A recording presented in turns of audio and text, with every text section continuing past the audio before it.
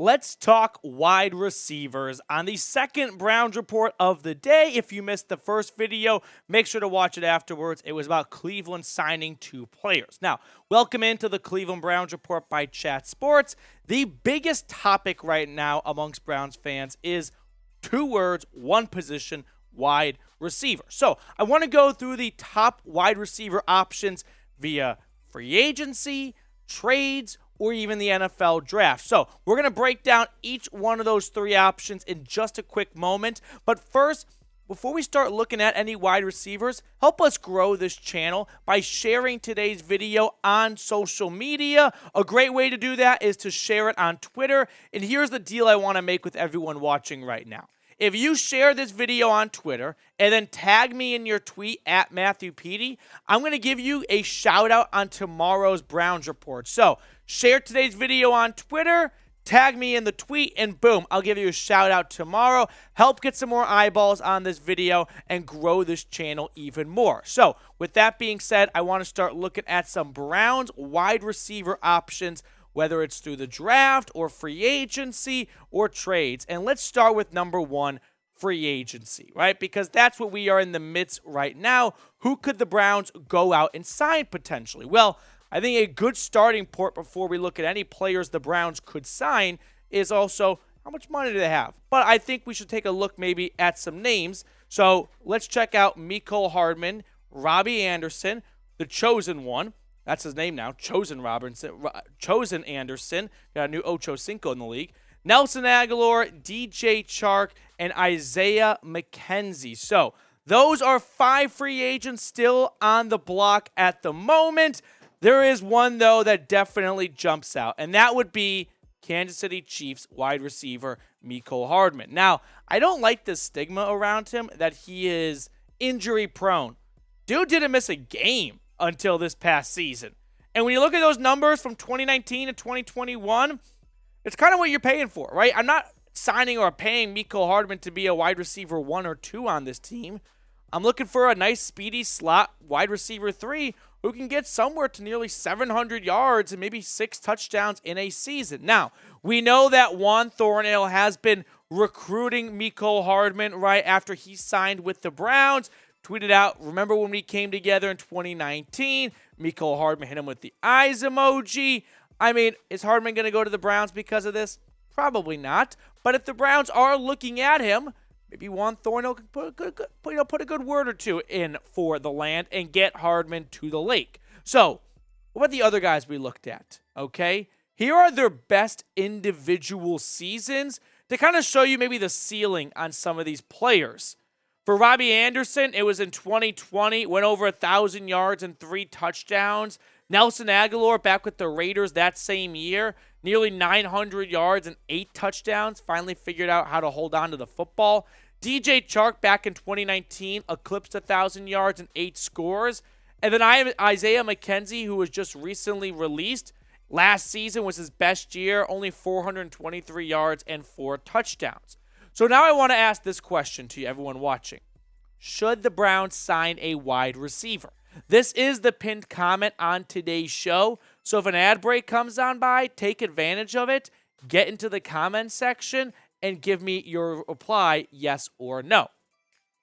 Now, when it comes to how much money the Browns have to spend, their current cap space is around $9 million. And as many of you guys pointed out, when John Johnson officially gets released after June 1st, that will free up some money, but they do have to keep money in the bank for 2 things. 1, to pay their draft class, and 2, always good to have some left over in the piggy bank in case you want to make a mid-season signing. Hardman is my number 1 guy. He is everyone's number 1 guy.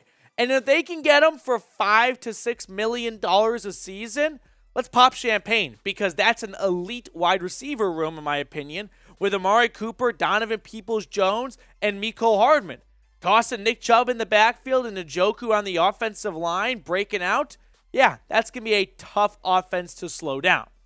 Now let's look at the next option for Cleveland. If they don't want to look at free agency because Andrew Berry decides, you know what, there's just no one on the market I think is worth a contract right now, maybe he decides to make a trade. What ammunition does Andrew Berry have to make a trade? Let's get this down for once and for all. 2023 draft arsenal, for Cleveland. They've got a second, they've got a third, they've got 2 fourths, and 2 fifths. Those are the big ticketed items that the Browns could use to make a trade. So we just saw Brandon Cooks go for a 5th and a 6th. The Browns do have the assets to make a move for someone like DeAndre Hopkins, who I think probably goes for something closer to a 3rd due to his age and his contract. You've got Jeudy, who Denver was reportedly looking for a 1st. If they settle for a 2nd, the Browns are right there waiting. Elijah Moore, I think, is a good sleeper name to watch for. I've always been a fan of his since he came out of Ole Miss. And if the Jets decide there's just no room in him for this offense, that could be a sneaky acquisition. Hunter Renfrow, with the Raiders looking like they're resetting, maybe he's available for a trade. Didn't think Darren Waller was, so why not call on Renfrow? And then Marquise Brown, if we're going down the same path of, hey, the Cardinals are rebuilding, everything's for sale, that could be an option, although I've never been a big fan of Marquise Brown. I feel like a trade happening feels 50-50 at the moment, right?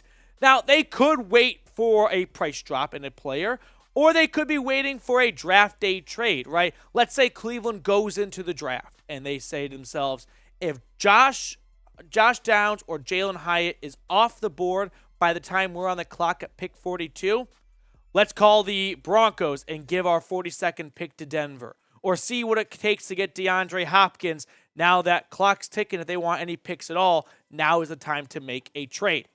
Another name to watch for, and I just want to show some love to, Hunter Renfrow. If Andrew Berry is really all in on getting Deshaun Watson some familiar faces and hands to throw to, Renfrow and him overlapped in Clemson. They formed a very dynamic duo, a national championship duo. And last year in 2021, 1,000 yards, 9 touchdowns. He really fits what the Browns are looking for. Speedy slot receiver. So I think he is worth looking into if the Raiders are open to moving him.